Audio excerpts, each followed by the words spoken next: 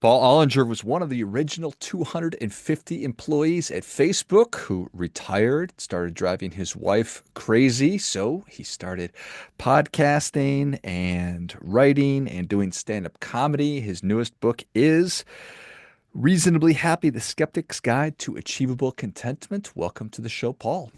Thanks for having me, George. And for the record, I'm still driving my wife crazy. Good. I like it. Well, tell us a little about your personal life, a little bit more about your work, and why My you pers do what you do. my personal life. Let's see, I'm 6'1", 215. Huh. I'm male pattern baldness, significant, so deep down the road on the male pattern baldness. And I like to play golf. I just moved my family to Manhattan from Atlanta, Georgia. And what I do when I wake up every morning is think of ways I can create funny stuff, whether it's for the comedy stage or for my podcast or for the writing on my Substack that I've recently combined into a book called Reasonably Happy that you were so kind to just mention. Excellent. So there's better golf in Manhattan than there is in Atlanta? Absolutely not. Absolutely not. As it's funny you say that because I'm trying to figure out. Here it is, February, and I'm sitting here strategizing for my summer 2025 golf fix. How I'm going to get that, and it's in Manhattan. In Atlanta, we live zero point 0.5 miles from the gates of our club, and in Manhattan, you got to drive up to Westchester or Jersey or Long Island or something to play golf. But I'm going to try to figure that out in the next few months. It is figure out a ball. I like it. All right. So the pursuit of contentment. Well, I guess I can make golf jokes. Is that a source of contentment for you? I wouldn't say golf is a source of contentment. I'd say golf is a enjoyable way to spend one's afternoon or morning. We look at the things that studies tell us create happiness, and the one thing that keeps coming back is relationships and time spent with friends. And golf is like fishing. I think I'm not a fisher person, but I think they're similar in the sense that when you're fishing, you're talking about fishing or you're talking about life while you're fishing. And fishing creates this backdrop of we're not here to discuss politics necessarily. We're not here to discuss our relationship. We're here to fish and be together. And that's what golf is for me. It's just hanging out with buddies. You're playing a sport that's frustrating, that is in itself the pursuit of the never achievable pursuit of perfection. And you're just spending time you're spending time outside with people that you love, and that's what life is all about. Okay. Love it. All right. So you have enormous success in the corporate world, one of the original Enormous, enormous. enormous, just gigantic. It's so few people achieve what I've achieved. I am a very incredible human being. Thank you for pointing that out, George. So you scratched out a little bit of success in the corporate world, That's a but fair way to put it. I got my piece. still something was missing. You were always searching for this contentment. Yeah, I think look, something's always going to be missing. That's the nature of being human. But the way it manifests for me was for most of my life, I fetishized wealth. I grew up in a great family, six kids, two parents that stayed together for 55 years.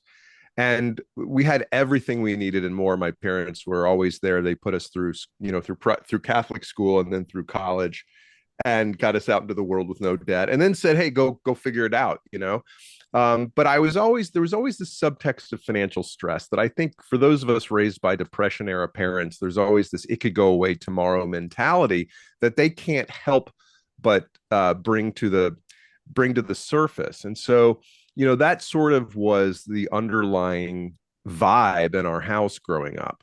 And I adopted this attitude that if I work really hard and get a good job and make money, then I won't ever have to worry about money. But of course, I know people with tons of money that do nothing but worry about money all the time. And so wealth and comfort and safety isn't a function just of the absolute, numbers at the top of your bank statement. It's a function of those numbers relative to your needs and desires and your attitude towards money. And so when I worked at Facebook I got the money that I had long desired. I achieved enormous success, and it was pretty enormous, actually. I mean, relative to what everybody, what the average person gets a taste of in their life. I got to the point where I had enough money to do whatever I wanted to do with my life if I wasn't a jerk with the money that I did have. And it was great. I quit my job at 42. I didn't think of it as retiring. I just stopped working without a plan. Well, what happens is, they say that there's a joke in Silicon Valley. What's the hardest thing about doing nothing? Knowing when to stop. Hmm. So I knew when to stop when I just found myself all of a sudden going, wait a minute, what am I doing? Who am I? I didn't have work as this thing to say, well, what do you do? Well, I'm the vice president of West Coast sales at Facebook, or I am a sales director at Yahoo, or whatever. And when you lack that, you have to stop and go, okay, well, who am I? What do I stand for? What do I want to achieve with the time that I have? What's important to me? And so there was this existential crisis and it's a very, very common thing for people who retire, those who retire early, for people who sell their business or cash out, is you have this feeling of drifting and not knowing where to put yourself in your head and in the world. And it's a great privilege, but it's also a challenge, and it's something that you have to figure out. And so you decided to, and do you feel Well, like I had been so stand-up comedy was something that I went to business school when I was 26 because I wanted to make more money. I was working in education and I was like, okay, this isn't the kind of dough that I want to make in my lifetime. And so I went back to business school because I was going to change careers, but I didn't know what I wanted to do. And I knew I wanted to make more money, blah, blah, blah.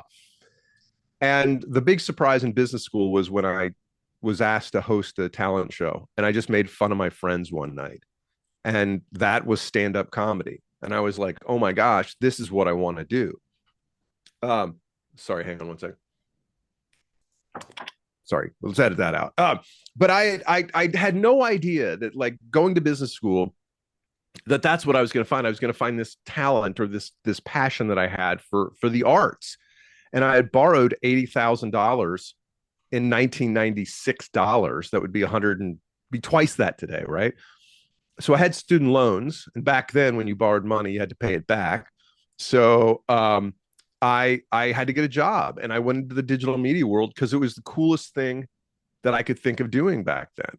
And it was this very young industry, and and it worked out really, really well. I met incredible people, and I got in on the ground floor, not of a specific business necessarily, but of an industry that was about to explode. And certainly, that's been the dominant burgeoning industry of our adulthoods.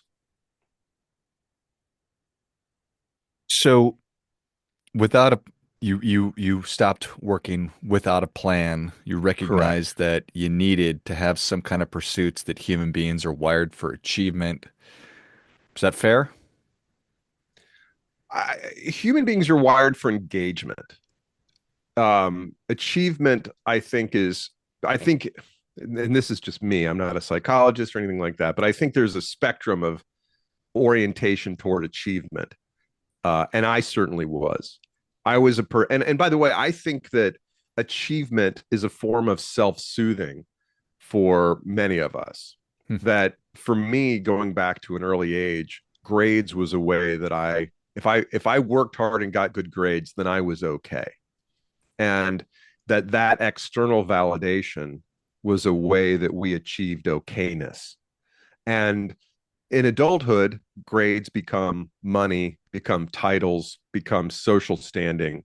And so, yeah, we are tribal beings who have a social hierarchy, and our position thereon is something that some of us value more than others. Yeah, I think that that's well said. So your book it's The Skeptic's Guide to Achievable Contentment. Is that because you felt like it's not possible? I'm too smart for No, this? I What? think no, I no, not at all. I think many of us are, we find these self-help books to be self-promotional crap, and that they are by people who and the internet is full of people who are like, you got to wake up at 4 a.m. and, go into your cold plunge and then, juice yourself until noon, blah, blah, Yeah. blah. And I have, I'm a skeptic about that stuff. And I think that many people are, and that those solutions for people who are wired that way, to get the 5 a.m. club and all that, that's great. And you know what? When I get up early and I get a lot of stuff done, I feel really good about myself. But the problem with those things is that if you don't get up at 5 a.m., then you feel like a loser. And I'm sorry, but our days require different things to address our needs of any given day. Yes, we should all eat better. Yes, we should all exercise as much as we can. Yes, we should all limit our alcohol intake, whatever. But you know what? We're also imperfect, and we have to embrace that imperfection and try to be better than we were yesterday. Not compare ourselves to the gurus online who want to set some kind of what I believe to be mostly unrealistic examples or bars to try to measure yourself against. So you have always became interested in figuring out what that was for you, appreciating that how you're wired and your instructions or whatever are different than other people's. Probably there's crossover with certain things, but not necessarily getting up at 4 a.m. and getting in the cold plunge or whatever. So, and you mentioned engagement. You talked earlier about it's our interactions with other people. That's why we like golf and fishing. So you've figured out what contentment is for you. Well, yeah, I mean, it's a daily, it's, sorry. What contentment is for me is working towards self-expression and, and the social stuff. And so, I remember when I was working at Facebook, I called this the laptop test. It's how do you feel when you wake up in the morning and you look on your nightstand and you see your laptop? Now that was 15 years ago, so now it's your phone. How do you feel when you see your phone in the morning? Hmm. When you look at that phone, are you filled with dread, Hmm. or are you filled with excitement and wonder about the opportunity on the other side of that? When I was working in the corporate world, I looked at that laptop and I was like, "Oh man, this is not going to be a fun morning. There's all that's on the other side of that is problems." And maybe that was a mindset issue for me that I could have worked through. And I think I could have. And I think I took things at work too personally, et cetera, et cetera. But for whatever, I am where I am today. And when I wake up in the morning, I'm like, man, what's going to happen today? What am I going to figure out? What am I going to work on? You know, who liked my Substack? Who reposted it? What am I going to write about today? Um, and I generally feel really excited about that. And that tells me I'm doing the things that are important to me. And for me, that's stand-up comedy and writing. For other people, that might be some other form of art or some other form of service. And when I say service, I mean not just volunteering, but like a business. I lived in San Francisco 20 years ago, and I lived in this neighborhood called Coal Valley. And it was an amazing neighborhood for a lot of reasons, but one of the reasons is because it had everything. There was a cheese shop in my neighborhood. There was a wonderful coffee shop. There was a bar. There was a dry cleaner. Everything you needed. You could never leave this neighborhood because the people that run those shops were in service of the members of that community. Hmm. And they worked hard and they put their capital at risk to serve people like me and I had a lot of gratitude for that. So what I mean is when you wake up every morning, maybe your thing is cheese, man. you know and if you're out there helping people discover the wonders of the gastronomical wonders of fermented milk, then you're serving your fellow person. Oh, and by the way, you're creating a place for yourself in the world, and you're creating community for the people who come through and say, hey, I'm having this gathering this weekend. What should I do? And, put some things together for me to help us learn. That's like service. That's helping your fellow human. And I think when we find ourselves doing that, um, then we're in line with our values, or the way we do that should be in line with our values. And yes, I love the attention of being on stage. And yes, I love it when I get 1,000 likes on my Substacks or whatever. But really, what I get off on is when people say, hey, you know, that thing that you wrote, it really meant something to me. I'm going through something related to the problem that you presented in that piece. Thank you for writing it. I think that's where we feel seen and recognized and useful. And useful, I think, is a really important word for retirement because it's this giant inflection point in our lives, in our careers, where we go from being important and sought out to being independent on our own and potentially alone.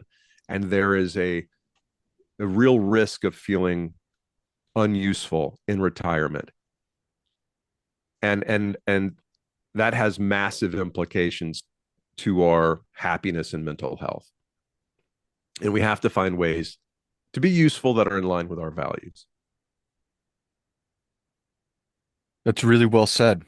I appreciate it. I appreciate all of that.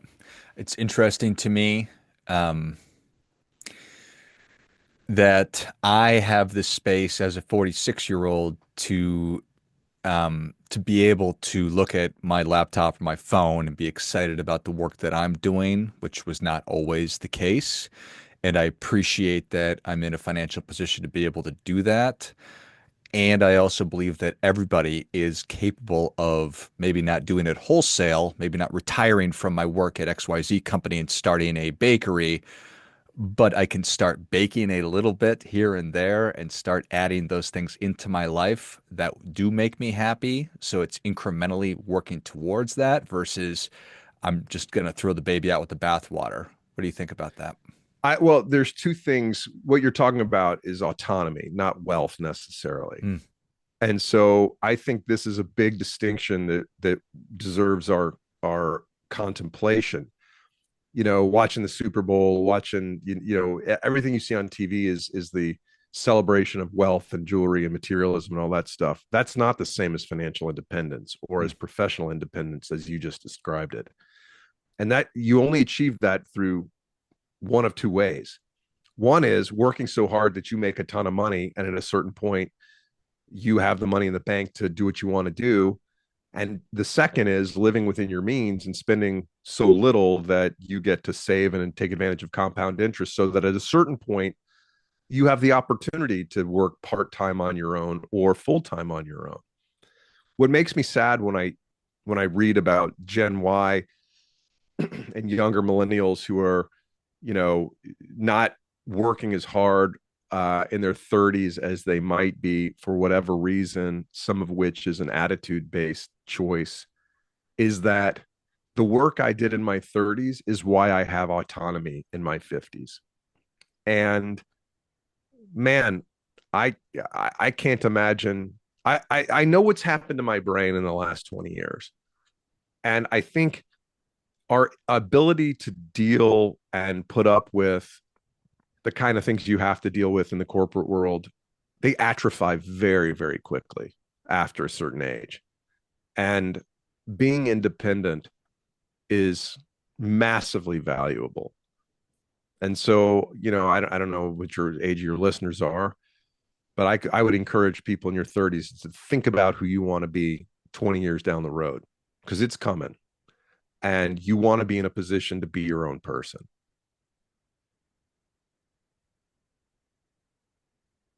It's so interesting to me. It's like why what is it that catalyzes change in our lives? Because it's so easy just to get caught up in the currents of life and to be going through the motions we've always sort of gone through. But you're not happy now. You're not automatically going to be happy in the future just because you are older. So why not start thinking those thoughts now? Well, it's hard to. What is Arthur Brooks wrote a book? Gosh, what's the name of that book? Do you know what I'm talking about? It's familiar, but I'm I'm not going to be able to pull I'm the name up. googling it. There's a great book, From Strength to Strength by Hmm. Arthur Brooks. And there's some religious stuff in there that I'm not super crazy about or in agreement with. However, he talks about the change of our minds, the chemical change to our brains that happens between like 30 and 50. And we go from being like doers to being thinkers. And It's not you. It's I'm frozen on my screen. Can you hear me, by the way? I can. Okay, there I am. I'm back. Um, the changes in our brains are real. And you go from, and it's also that, when you get out of college or business school or law school or whatever, you finally have achieved what you thought you were going to achieve all those years.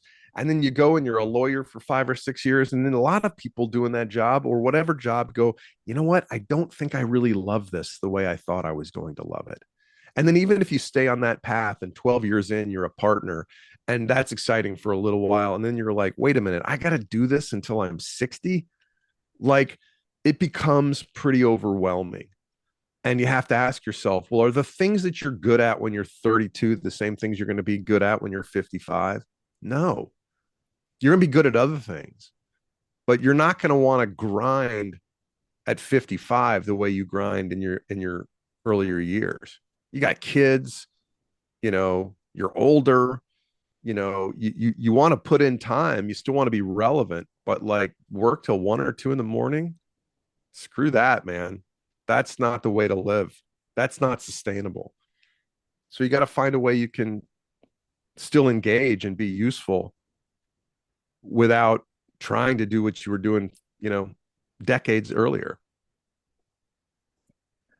Do you have a do you have a writing habit as a writer and a stand-up comedian, but also just as a human being who is a thoughtful guy from a journaling perspective? Tell me a little bit about that. I don't journal. I get up in the morning and I try to write in the morning, and I do write in the morning. Um, and I don't have, write 700 words a day kind of thing. Um, my practice could be more disciplined. However, I just published this book of 46 different essays that I picked from the last 8 years of writing. And and most of it is from the last 4 years. And I was pretty happy with the fact that, oh, I have been doing the work on a regular basis. Even if I publish on my sometimes I'll publish on my Substack once a week, and sometimes I'll go 3 weeks without publishing, and I get scared, and I'm like, I got to write something. But it's like, and these are 750 to 1100 word essays. They take 5 minutes to read. They're not novels. But if you do that week in and week out, it adds up, you know? And I wrote a manuscript over, I don't know, from probably 2000 and like 2014 to like 2019. I worked on a manuscript, and I finished it, and I had a book agent, and I shopped it around. And I don't want to brag, George, but I got rejected by some of the best publishers in the world. Nice. And so, you know, Penguin said no, and they said no very, very clearly. So, and so I was like, you know what? That's okay. I don't, a book is a product, and sometimes your product isn't what the market wants, and that's okay. But I still love to write. And so I decided I'm just going to start writing these essays because that's in my control. I don't have to write a book proposal and have an idea and think 3 years in the future and think what are people going to want to talk about 3 years in the future? I don't know, but I love to write, and I like to take ideas and grapple with them and try to. I like when something's bothering me, when I'm really mad about something, I try to look at that and go, why is this bothering me so much? And the way I work through it is by trying to write jokes about it. My wife and I and kids there's 2 dogs in the house. I'm not a dog person. Okay, go ahead and hate me. In America, you might as well throw somebody in jail. They tell you that. I don't dislike the dogs. I love the dogs. They're sweet animals. I just don't want to share a bed with them. And I don't want to, I don't want to see pee on my new carpet. And so I'm trying to grapple with that. And the theory that I have is you can either have dogs or you can have nice stuff, but you can't have both. So pick which one you're going to go with. And I don't have that written yet, but that's the one I'm grappling with right now. And so I find writing to be therapeutic. All this stuff that I do, the writing, the podcasting, it's therapy for me. It's a reminder for me. This conversation we're having right now is a reminder for me to be grateful. because this is all going to be over soon enough. And all the worrying and all the whining that we do to each other is for naught. And so if I can engage in exercises that lead me to laughter and keep me from being just an uptight grump for an hour during a day, well, that's worthwhile. Love it. Well, Paul, thank you so much for coming on. Where can people learn more about you? Where can they find your podcast? Where can they find your Substack? And where can they find your stand-up comedy? And where can they get their copy of Reasonably Happy, The Skeptic's Guide to Achievable Contentment?